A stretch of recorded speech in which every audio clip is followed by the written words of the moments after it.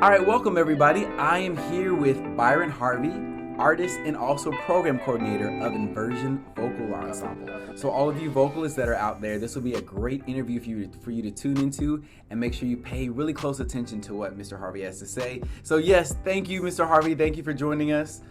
You're welcome. You're welcome. All right, and I have a lot of things to ask you. I was really excited about this interview. This is actually my first vocal interview, so talking about a vocal ensemble. So let's dive in. So the first question I have for you, before I ask about what you do as a program coordinator, what is an ensemble? And to follow up that question, what is the Inversion Vocal Ensemble? Okay, an ensemble is simply a group of people who get together. And music is a smaller group. It's not like an orchestra or a big choir. It's ranging from about 5 plus people, probably 6 or more people who do something in a group musically. Inversion Vocal Ensemble is a vocal group, a group of vocalists. There's 8 of us currently, and we sing around the city, around the country, and we do various types of music. That's awesome. I know I was invited, I want to say this is probably, time has flown, maybe 2.5 years ago or maybe 3 years ago, but the director, Dave Ragland, invited me to one of your performances, and ever since I have followed everywhere you guys have gone. I've been following you all on social media and everything, so this should be a great conversation. That's awesome. So can you share a bit about yourself and your role as program coordinator and also vocalist in Inversion? Yes, I am originally from Nashville, Tennessee. We are Nashville. Woo-woo. I've been here for 30 plus years, and I've worked in a number of different arenas, different organizations, nonprofits, with music, and those are just different organizations of music. And I met Dave, and we came up with Inversion. Dave is an amazing writer, and he can arrange, but one thing I can do for sure is playing. And so I'm pretty much plan, coordinate different events we have, wardrobe, different things that we have coming up, social media to kind of push us and help us be a group. There's also there's a musical side, but there's also a business side. And people have to know how to do the business in order to be able to do the music if you're going to make money. So that's pretty much what I handle. Yeah. That's awesome. What you just said reminded me of, we have an interview also with the Nashville Symphony, and it was Kimberly McLemore. That was something that she talked about, was the other roles at the symphony. And we see the musicians on stage, and so when people think of the ensemble, Inversion Vocal Ensemble or the Nashville Symphony, we think about who we see performing, but there's so much that happens behind the scenes. So thank you for sharing that. Great. You know what? I have a question off the record, but just off what you just said, can you name or just list some of the places, because I've seen you all over Nashville, but can you list some of the performance venues? I know you all have performed right here at the Skirmahorn with the Nashville Symphony, but what are some Yes. other locations? Okay, well, we've been at the Roland Hayes Museum. We've performed at a ton of festivals. I'm like, think about it. We've been at the Civil Rights Museum in Memphis. We've done some events in Atlanta. We were at OSU, Ohio State University. That was like one of our first out of events. We've been a little bit around all over the place. Whether it's Kentucky, we've been with the Nashville Symphony. This event right behind us was one of our first opportunities to perform at the center. Nick Cave, Nashville featuring Nick Cave, and we were featured along with a bunch of our friends. And yeah, so we've done a lot of things. I even got nominated for a small Emmy. Yes, you did. Yes, I remember that. That's awesome. And I like how you said friends, because I remember speaking with Dave Ragland, and guys, check out Dave Ragland's interview as well under composers and artist development. But Dave mentioned how he was talking about Inversion Vocal Ensemble and how you guys are all friends, and how it was more of something performing together and rehearsing together was just what you love to do. So it was out of the love and joy of creating harmonies together and just singing together and spending time together. And so that's awesome. And I hope that speaks to some of you that are listening. So music, of course, you have a passion for music, but enjoy it. It should be something that you love to do and enjoy doing. So make sure you find your joy, whatever that may be, in music, and pursue that. So that was a mouthful. So all right, let's keep going. So thank you for sharing about yourself. So how did Inversion, and I kind of spoiled this question a little bit, but how did Inversion Vocal Ensemble actually begin? Do you remember the beginnings of how you guys got together? Yes. Okay. So one of our primary things is either Negro spirituals, classical music. We do jazz, gospel, musical theater, opera. We do it all. But when we started, it came out of a group called One Accord. It was an all-male group, and they had went through some changes. Some people got sick, some people quit, people were moving on, people getting married, and Dave took a break, and he had an engagement that was still in Chattanooga, Tennessee. And I think it was for something for MLK Day, and he didn't have anybody to go with him. And so he was like, I forgot about it, what are we gonna do? So we called our friend Christina Fentress. She was on America's Got Talent. Nicole and Dwight, we all went down there and sang, and we were like, oh, we like this, let's do this. Let's do this on a regular. And we started doing the different things like creating promotional material, which is like photo shoots, branding, and we just started doing it regularly. Wow, that's awesome. I feel like that's how it should be. It should be something that you enjoy doing. So that's awesome. That's neat.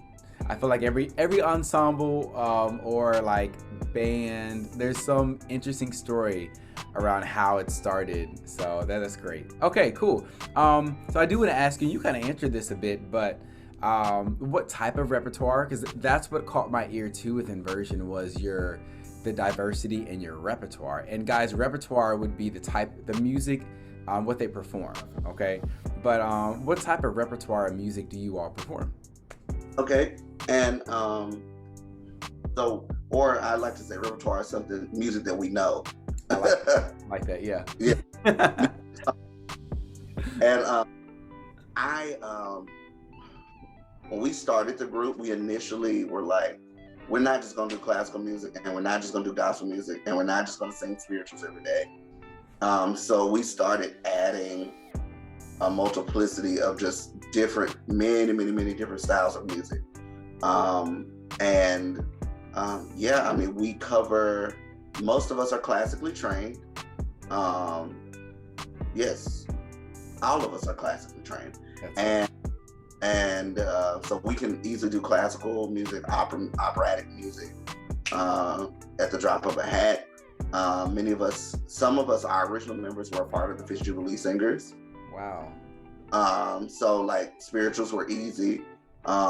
Dave is an arranger for spirituals, but he also writes songs. My experience, while I had more classical experience, a lot of my experience was in the gospel, soul, and musical theater areas more than it was just classical music.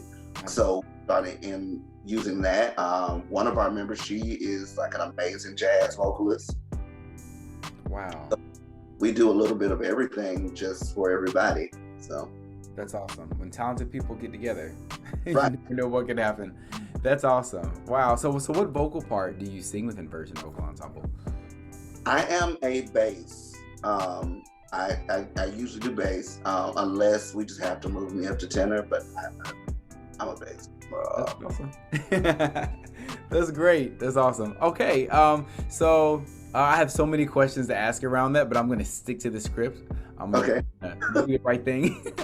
All right. And maybe some of these questions will come out. So what inspires you as an ensemble to continue to do the work that you do in Nashville? Mm-hmm. Okay. Well, one, when we first got started and when I was growing up, There were a few groups in Nashville who really, did spirituals. Shout out to the Princely Players. Yes. There are forerunners, and shout out to Miss Odessa and all of those guys who just really paved the way for us. But there were only a few groups that really kind of did it. You still have the Fairfield Four, and those groups that held up many African American musical traditions. But you really didn't see us in like the more classical arenas. You didn't the classical areas, and so we really wanted to be the face of people doing that. And there really weren't many young people at the time. I was young. You didn't see many young people doing that, and so we wanted to be trendsetters. We wanted to be the young people out there, young African American people, doing classical music and really showing it in a hip way. Most opera singers, our ladies, most opera singers don't wear like high heels. They all do. That's awesome. We come out with leather jackets and everything else. Yeah. Just doing things to let you know that you can be young and do these styles. Oh yeah, that's great. I hope that speaks to some of our listeners too. And I love how you mentioned earlier how all of you are classically trained. So when you say that, for those that are listening, what do you mean when you say classically trained? Are you speaking to schooling? Most of us went to a HBCU, Black college. That's not all of us did, but some of us did. And many of us were trained by like a voice teacher, study voice as a minor or a major. And I went to Tennessee State University, and major was music. We have one guy, it was his minor, and he went on to do hair. Okay. Lady, she was in biology, but she wound up in the music building, taking music classes all through college, and that's what she did. But we're all college educated. Yeah. That's great. Awesome. So it just kind of speaks to the when you hear someone say classically trained, your explanation right there kind of speaks to what that is. So that's the schooling that's behind what you're doing, the artistry that you're doing on stage. Or taking lessons, Or taking lessons. That's awesome. So, guys, and you know what? I'll go ahead and ask this question now. I have a question coming up around if there's a listener or there's a student that's watching right now, or even a grown-up or an adult, and they're interested in being in an ensemble. Maybe they have a gift or a love for singing, but what would you recommend? What would you recommend? Yes, listen to a lot of music. One of my teachers when I was growing up, Ricky Jarrett, he would always say to us, listen to everything. Listen to all kinds of music. Listen to every kind of music you can get your hands on. Learn the song. Start repeating it. Sing with it. If you go to a local church, sing in the choir. If you go to a local synagogue, sing along. If you have any community organizations, I know the Met Singers. Shout out Margaret Campbell Holman, the organization, W.O. Smith Music Academy, the ASET Music Academy. These are places that don't even really cost much money, that they're great opportunities to start and learn how to do it. And people will teach you how to, hear harmony and do those things. The ear is so important. And this is what you just said speaks to our instrumentalists as well. So if you aspire to be a clarinet player or be awesome on the violin or whatever the instrument is, you have to get the standard in your ear. You got to keep listening. And that's really important. Thank you for that. Okay. So okay. I've been excited about asking this one. So, because I know you do more than just Inversion Vocal Ensemble. So can you talk a bit about yourself as an artist? And okay. I believe there's more to Byron Harvey. Right. Well, I am a recording artist as well. Yes. And in 2015, I put out my first EP called Millennial Faith, and I've been doing that for now getting ready to be 5 years. I've been my own recording artist. I've been singing around forever, but and now I have an ensemble called Byron Harvey and Team. It's my band, and we've been around. We actually have something coming out later this year. Nice. Our first full-length album. So that's coming out, and I work with the Nashville Gospel and Sacred Music Coalition. I'm one of the directors for that. I'm also affiliated with the Gospel Music Workshop of America, and just a ton of different things in town. Wow, that's great. That was a few shout outs right there. That's awesome. You mentioned the Gospel Music Workshop of America. I used to live in North Carolina, and I was a part of a chapter in Raleigh, North Carolina, and would go down to the conference and stuff. So that's awesome. That's great. Thank you for that. So how do you balance that? How do you balance being a recording artist, and then also you're also program coordinator with Inversion Vocal Ensemble? So how is that when it comes to, and this is a great question for those who are listening too, when it comes to time management and balancing your life as an artist, what is that like? Okay. One of the things that I learned even as in high school, I think, was time management. Shout out to Nashville School of the Arts. Woo! All right, let's say. But we had to take multiple classes in the arts. So you had what you learned in your dance class, you had band and whatever other thing you were doing, and don't count your after school activities. And learn how to manage the things that you have in place in order to do those things. So I learned how to get a schedule. I got like at the time, phones didn't do it that well. It came a long way, I'll say that. We've come a long way. Yes, me too. All right. I thought you were doing something. Yes, you did. But I learned how to I got me a scheduler, an agenda and a calendar, and I wrote everything down.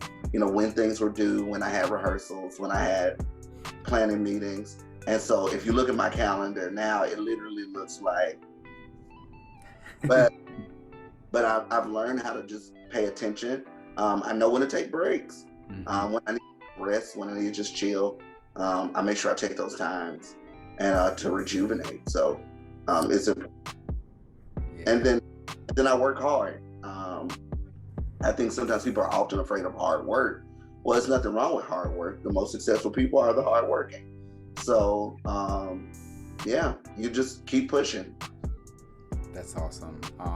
I like how you mentioned a calendar, and I know I work with students, and I'm a program coordinator with student musicians too, and that's one thing that we talk about is time management, and I really highlight utilizing that digital calendar that you have on your phones, but we're walking around with something that can help us organize our minds and our lives. And so I know I use mine. I have alerts for everything, even reminders. So that's a great start. If someone's trying to figure out how do I balance life, or how will I balance life, don't let that be a stress factor. There's tools there. There'll probably be, in the future, there'll probably be more tools that help us manage our time and our lives. But thank you for that answer. That was great. So I want to ask for our vocalists, I have two more questions for you.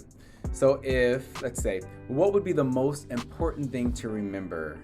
So as a recording artist, and then you're also an Inversion Vocal Ensemble, so you're a well-rounded vocalist, but what's something that you have to keep in mind, or something to remember as a vocalist or singing in an ensemble? Listening. Use your ears. Use your ears. A lot of singers don't, you'll be surprised, don't know how to listen, not just for you, but for the big picture. What does the whole thing sound like? I used to work with some high school students who in their choir, and a lot of times I would tell them to do something, and they're like, well, that sounds funny individually. I said, it does. But when we all do it together, listen to how it sounds when we all do it together. Yeah. And they're like, oh, I was like, there are some things that happen when we all work together, collectively, individually, that we all have to listen for. As a good person in the orchestra, they can't just listen to just themselves. They have to listen to everybody. Yeah. And hear how their part plays into the big sound. So using your ears, especially with singers, it's essential that we know how to blend. That simply means making sure that, you know, we sound like a unit. We don't sound like 6 or 7 different people going, ah, you know. You know, making sure that we're doing the right thing and listening to one another, making sure that we're matching our sounds, that our tones match. Yeah. Great answer. And guys, please make sure you check out Inversion Vocal Ensemble, and also check out, I want to make sure I say the name right, Byron Harvey and team. Yep. Yes, please make sure you check them out as well. And I want you, the reason I say that is we've heard a lot of, I want to say nuggets. We've heard a lot of great tips and nuggets that have been shared today, but I want you to go back and listen. So these have been applied, and this is knowledge that Mr. Harvey has and is applying and using in his work. And you can see what it sounds like when you do use these tips that he's mentioned today, how it can benefit your overall sound as an ensemble, and even probably you individually. So I keep going back to the point that you made around listening. You got to listen. And that, I know I worked with a youth choir years ago in North Carolina. And before I would teach the piece, this was something that I've always wanted to do. I wanted them to hear the end product. So you can hear where your alto line, soprano, tenor, where we're gonna when this is all said and done, this is what we're gonna sound like. So each of your parts are important. One's not more important than the other, but we're an ensemble in this space. So that's great. Thank you so much, Byron. I have one more question for you, and I like to ask this to all of our artists, but the name of this event is We Are Nashville, and of course there's a song that is also titled We Are Nashville. When you hear the phrase We Are Nashville, what comes to mind? What does that mean to you?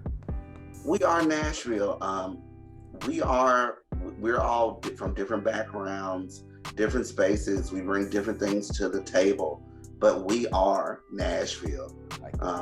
Different experiences, different ethnicities, different cultures, different types of people, and we are Nashville, and what Nashville is and what Nashville will become.